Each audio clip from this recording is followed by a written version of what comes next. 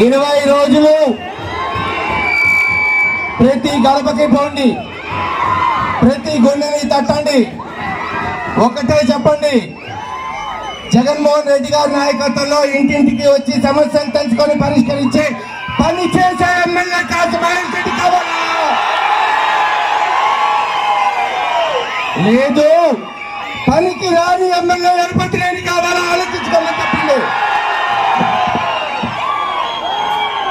ఇందాక వస్తూ పిడుగురాలలో ఆ యేసు ప్రభును ప్రార్థించుకొని అల్లాకి దువా చేసుకొని అమ్మవారి దగ్గర పూజ చేసుకొని గంగమ్మ గుడిలో సంతకం పెట్టి పాత పాటేశ్వరమ్మ సాక్షిగా ఈరోజు ఇక్కడ ఉన్నావు.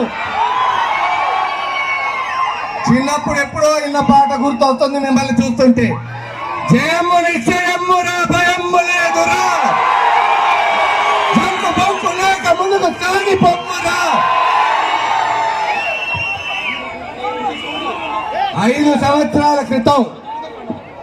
సంవత్సరాల క్రితం మనం ఒకటే చెప్పాము ప్రతి ఇంటికి పోయి, ఒక్క అవకాశం జగన్మోహన్ రెడ్డి గారికి ఏంటి ముఖ్యమంత్రిగా, ఒక్క అవకాశం నాకు ఎమ్మెల్యేగా వేయండి, గురజాలని గుండెలో పెట్టి చూసుకుంటామని చెప్పాం. ఈరోజు చూడండి, పాలనా సౌలభ్యం కొరకు ఆ రోజు సచివాలయం అంటే ఎక్కడో హైదరాబాద్ లో ఉండేది. ఓటుకు నోటు కేసులో చంద్రబాబు నాయుడు గారు ఇరుక్కొని తెచ్చి అమరావతిలో పెడితే జగన్మోహన్